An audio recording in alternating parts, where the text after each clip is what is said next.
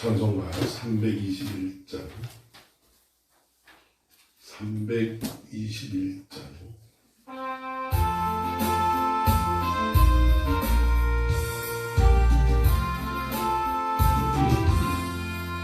날 대속하신 예수께 내 생명 모두 드리니 늘 진실하게 하소서. 내 구주 예수여 나 구주 위에 살리라. 내 기쁨 한량없으리. 내 갈 길 인도하소서. 내 구주 예수여 날 구원하신 예수를 일평생 의지하오니 날 영접하여 주소서. 내 구주 예수여 나 구주 위에 살리라. 내 기쁨 한량없으리. 내 갈 길 인도하소서. 내 구주 예수여 주 십자가에 달리사 날 자유하게 했으니 내 몸과 마음을 주 위에 다스게 하소서. 나 구주 위에 살리라. 내 기쁨 한량없으리. 내 갈 길 인도하소서. 내 구주 예수여 날 대속하신 예수께 내 생명 모두 드리니 늘 진실하게 하소서. 내 구주 예수여 나 구주 위에 살리라. 내 기쁨 한량없으리. 내 갈 길 인도하소서. 내 구주 예수여 날 구원하신 예수를 일평생 의지하오니 날 영접하여 주소서. 내 구주 예수여 나 구주 위에 살리라. 내 기쁨 한량없으리. 내 갈 길 인도하소서. 내 구주 예수여 주 십자가에 달리사 날 자유하게 했으니 내 몸과 마음을 주 위에 다스게 하소서. 나 구주 위에 살리라. 내 기쁨 한량없으리. 내 갈 길 인도하소서. 내 구주 예수여 아멘. 325장 325장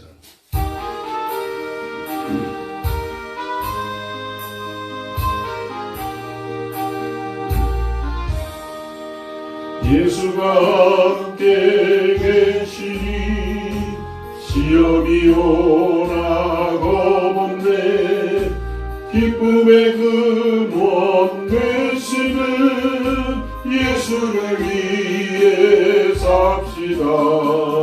날마다 주를 섬기며 언제나 주를 기리고 그 사랑 안에 살면서 딴 길로 가지 맙시다. 이 세상 사는 동안에 주 이름 전파하면서 무한한 복락 주시는 예수 예수를 위해 삽시다. 날마다 주를 섬기며 언제나 주를 기리고 그 사랑 안에 살면서 딴 길로 가지 맙시다. 이 세상 친구 없어도 예수는 나의 친구니 불의한 일을 버리고 예수를 위해 삽시다. 날마다 주를 섬기며 언제나 주를 기리고 그 사랑 안에 살면서 딴 길로 가지 맙시다. 주께서 심판하실 때 잘했다 칭찬하리니 이러한 상급 받도록 예수를 위해 삽시다. 날마다 주를 섬기며 언제나 주를 기리고 그 사랑 안에 살면서 딴 길로 가지 맙시다. 323장 323장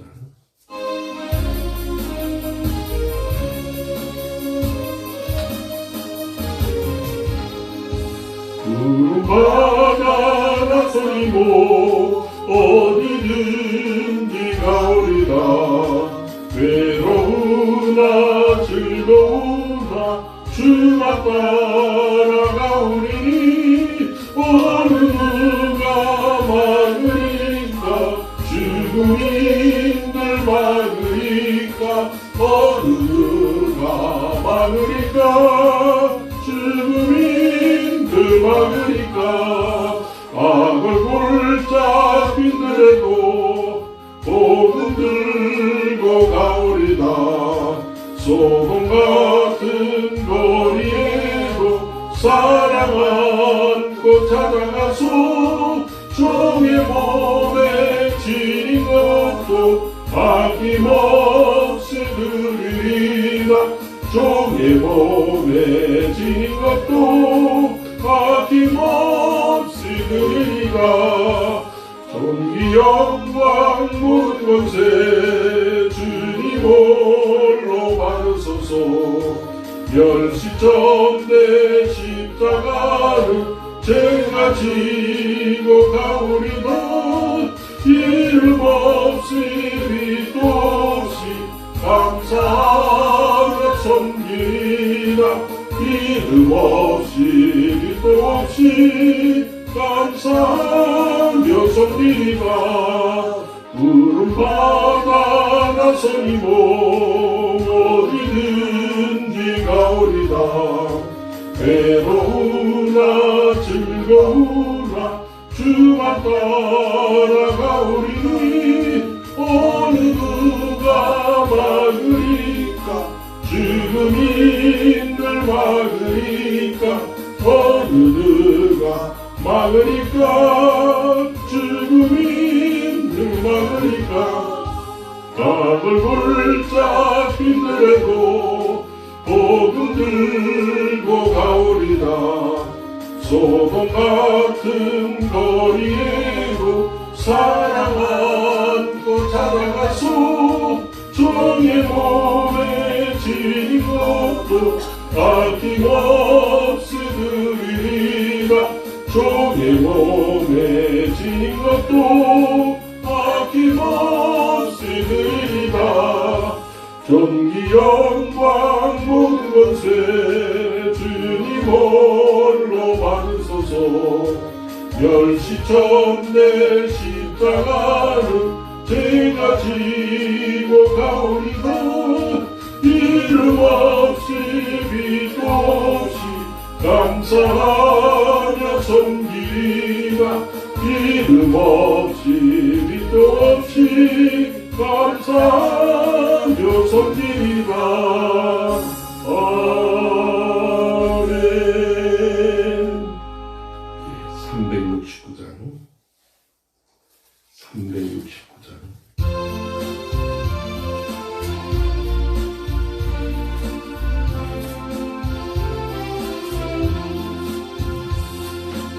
죄짐 같은 우리 그즈 어째 저음 죽는지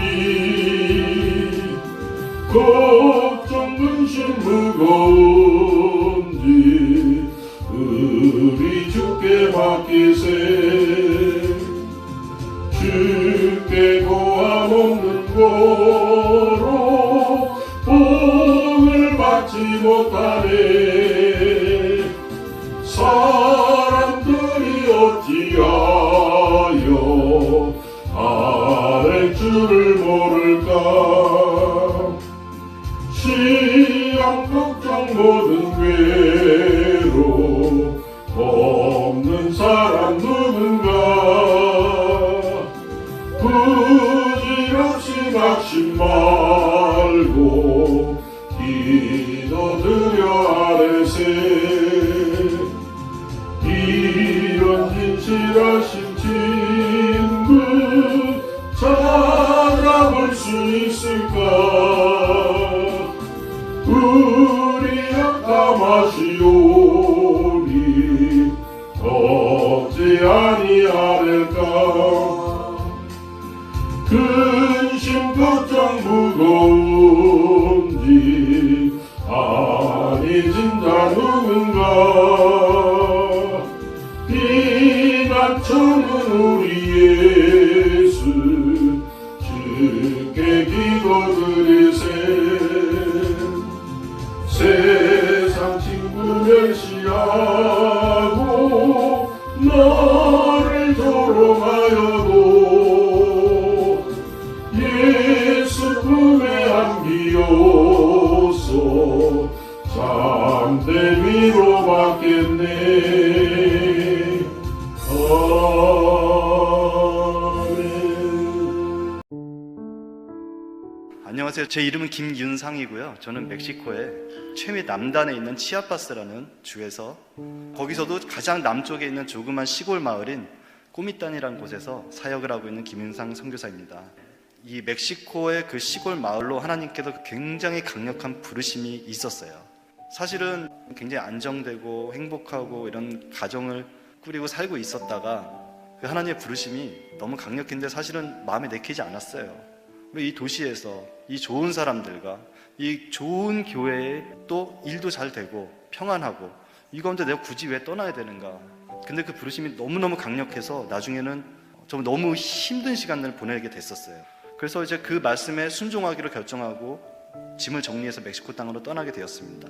그런데 이 멕시코 땅으로 떠날 때 하나님이 되게 야속하시게도 떠나라 라는 말씀을 그렇게 강력하게 하시면서도 동시에 그곳은 광야야 라는 말씀을 하셨어요.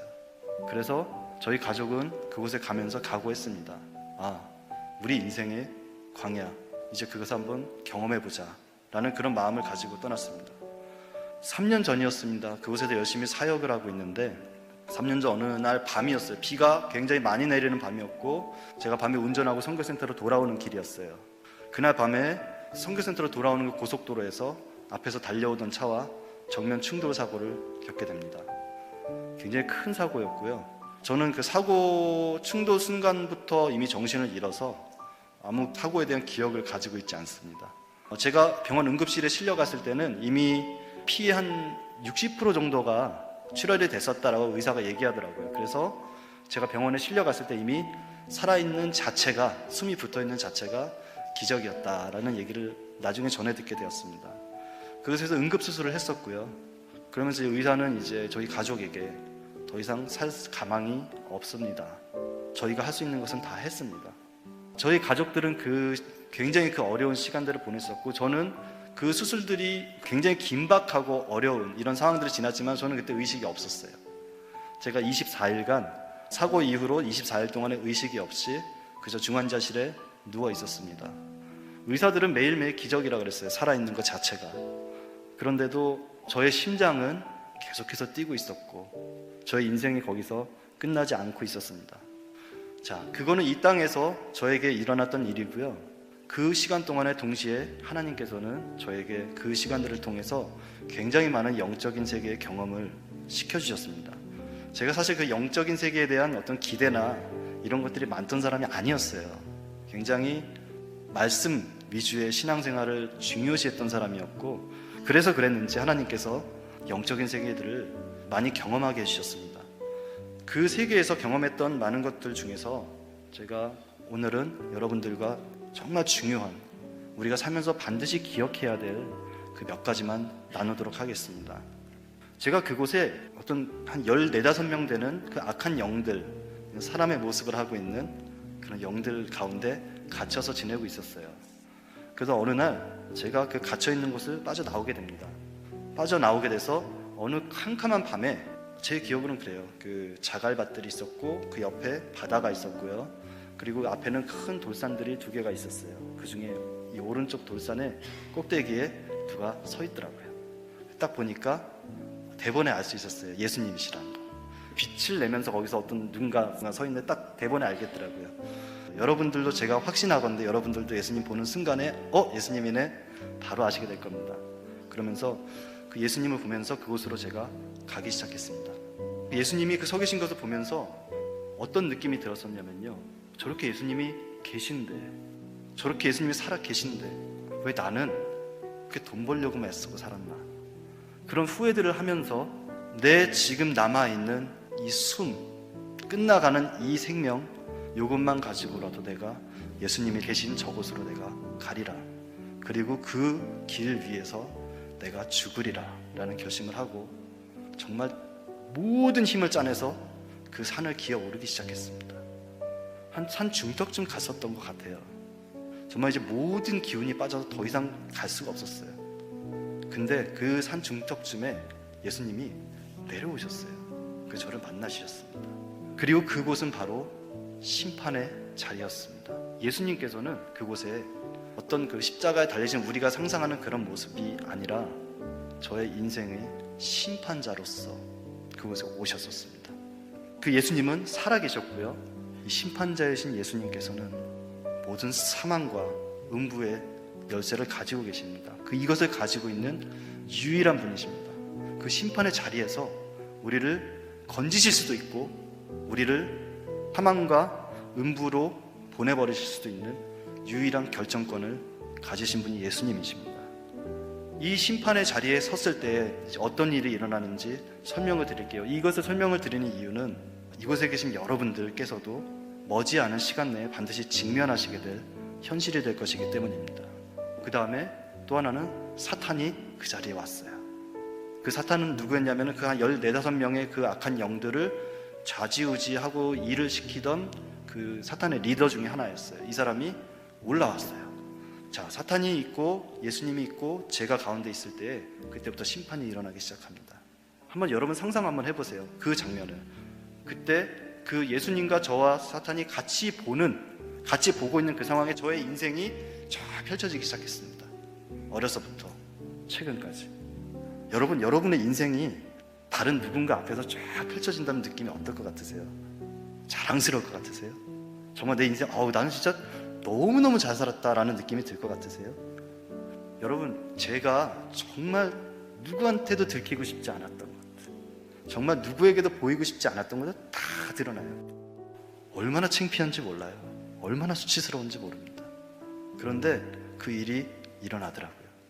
그것이 쫙 펼쳐지는데 그것을 저 혼자만 봤으면 좋겠는데 그 예수님도 보시고요, 사탄도 같이 봅니다. 사탄이 그거 보면서 뭐라 그럴까요? 예수님한테, 예수님, 제 살아온 것 좀 보십시오. 제 살아온 것 좀 보십시오. 저거 보십시오. 저 교회 다닌다고 하면서 저렇게 사는 것 좀 보십시오. 저게 예수 믿는다고 하는 사람입니까? 저의 인생을 가지고 정죄하기 시작하고요, 그 예수님께 참소하기 시작합니다. 왜 그랬을까요? 사탄이 거기 왜 있었을까요? 그곳에서 예수님께서 저를 붙드시지 않으시면요, 어떤 일이 벌어질까요? 바로 심판이 끝나면서 사탄이 저를 거기서 데리고 갔을 겁니다. 그런데 사탄의 그런 지속되는 그런 수많은 참소 가운데서도 예수님께서는요, 예수님께 똑같이 보셨어요. 그 창피한 장면들을. 그래서 예수님께서 한마디도 저한테 정죄하지 않으셨어요. 그러면서 사탄이 그렇게 참소를 해도 저를 데려갈 수 없고 예수님께서 놔주지 않으시니까 정말 여기서 이렇게 얘기하고 갔어요. 제가 진짜 도대체 제가 뭔데 그렇게 붙들고 놔주지를 않습니까? 정말 이렇게 따지듯이 얘기하고서 돌아갔습니다. 자, 그곳에서 사탄이 떠나간 그 자리에서 이제 저의 삶에 대한 평가가 이루어졌습니다. 예수님께서는 저의 삶에서요, 예수님께서 가치 있게 생각하시는 순간들을요 이렇게 뽑아내셨어요.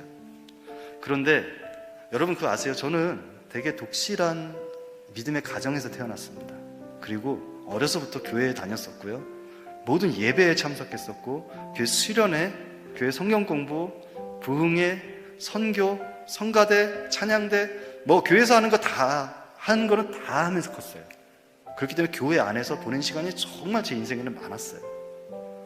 그런데 예수님께서 저의 삶에서 그 가치 있게 인정해 주신 시간을 뽑았는데 그게 어땠냐면요, 너무나 적었던 거예요. 너무나 적었어요. 그럼 제가 예수님 좀 너무하신 거 아닙니까? 제가 교회에서 보낸 시간이 얼만데, 예수님 제가 예배 자리에 앉아 있었던 시간이 얼만데, 예수님 제가 선교하면서 돌아다닌 시간이 얼만데 요거밖에 인정 안 해주십니까? 라고 제가 예수님한테 따질 수 있었을까요? 아니요, 그럴 수가 없었습니다. 왜 그러냐면은 그곳에서 저의 삶이 펼쳐졌을 때요, 그 모든 순간들에 저도 모르고 있던 제 마음속 깊은 곳에 있던 제 마음속의 동기들이 다 드러났습니다. 예배 자리에 많이 있었어요. 예배 자리에 많이 앉아 있었어요. 찬양하는 자리에 많이 있었어요. 기도하는 자리에 있었어요. 하지만 제가 예수님 앞에서 드러났던 저의 마음속 동기, 그것을 보여주시는데 그것은 무엇이었냐면요, 와, 저 친구 참 신앙이 좋아, 저 친구 참 믿음이 좋은 학생이야 라고 사람들한테 인정받고 싶어서 제가 그 자리에 앉아 있었더라고요. 제가 그렇게 사람들의 인정을 구하면서 있었던 그 모든 제 인생의 시간들은요, 하나도 인정받지 못했습니다. 여러분은 어떠신가요? 그렇게 해서 예수님께서는 저의 그 가치 있는 시간들을 뽑아내셨습니다. 근데 이 적게 뽑아내주신 그 시간들 중에 어떤 시간들이 포함되어 있었을까요? 어떤 시간들이? 그 시간들은 이랬습니다. 그 중에 하나의 예를 드리면은, 제가 과테말라에 사업을 하면서 굉장히 어려웠던 때가 있었어요. 정말로 돈이 정말로 부자에서 0이 되는 순간이 있었어요. 집에 돌아왔는데, 야, 이거 아빠로서, 남편으로서 사업을 한다고 택한 이 선택 때문에 내 가족이 이제 길에 내앉을 수도 있겠구나, 이 생각이 들었었어요. 정말 방법이 없었어요. 의지할 데가 없었어요. 어디 사람 손을 붙들 수 있는 데가 한 군데도 없었어요. 집에 들어올 때, 아, 이제 오늘 하나님 때 기도해야지, 이 마음이 아니라 딱 들어오잖아요. 그럼 그냥 무릎이 그냥 꿇려요. 그러니까 하나님 살려만 주십시오. 하나님 우리 가족 살려만 주세요. 어떤 사람에게 의지할 것이 아무것도 없었던 그 순간, 오로지 하나님만 정말 그 지푸라기 잡는 심정으로 붙들고 씨름했던 그 순간들, 그게 예수님이 그렇게 좋으셨나 봐요. 예수님께서 그 순간을 그 가치 있는 시간들에 뽑으셨습니다. 하지만 제가 지금 말씀드린 것은, 그럼 여러분들이 예수님께서 인정해 주시는 가치 있는 시간들을 만들기 위해서 많은 고난을 겪어야 되느냐, 그것을 의미하는 것이 아닙니다. 아니면은 여러분이 예배 가운데 앉아있는 이 시간이 그런 가치가 없는 시간이냐, 그것도 아닙니다. 우리가 예배 가운데 이곳에 있지만은 우리가 이곳에서 사람의 인정을 구하지 아니하고 우리의 마음속 깊은 동기가 정말 하나님을 사랑하고 예수님을 사랑하며 하나님을 더 알기를 원하고 하나님의 그 이름을 영화롭게 하는 것이 정말 우리 마음의 중심에 있는지 우리가 한번 돌아봤으면 좋겠습니다. 기억하십니까? 예수님의 제자들 중에 저런 말을 하죠. 예수님이 하나님 나라의 보좌에 앉으시면 저를 우편에, 저를 왼편에 앉혀주세요, 이런 제자들이 있었죠. 예수님 뭐라 그러셨죠? 그 자리가 누가 예비가 되었든 누군가 차지하긴 할 건데, 그 자리를 차지하려면 너희가 가장 겸손하고 가장 낮아져야 된다, 가장 섬기는 자가 되어야 한다. 왜 그러셨을까요? 여러분, 이 복음을 전하려면요, 낮아져야 합니다. 여러분, 누군가 여러분을 어렵게 하고 멸시하고 자존심 상하게 할지라도요, 그래도 여러분 그 복음을 그 사람에게 전하실 수 있으시겠습니까? 그럼 우리가 어때야 될까요? 우리가 죽어져야 하고요, 우리가 낮아져야 하고요, 우리가 섬기는 자가 되어야 합니다. 그리고 이 복음을 전하는 것, 사람이 사람에게, 우리가 사람들에게 많은 것을 줄 수가 있죠. 어려운 사람에게 돈을 줄 수도 있고, 힘든 사람에게 시간을 줄 수도 있고, 먹을 걸 줄 수도 있고, 많은 것들 줄 수가 있지만요, 제가 볼 때는 그렇습니다. 사람이 사람에게 줄 수 있는 가장 최고의 사랑, 그 무엇일까요? 그것은 바로 복음입니다. 그 이 복음 외에는 그 어떤 것도 우리가 줄 수 있는 그 어떤 것도 그 사람의 생명을 살릴 수는 없습니다.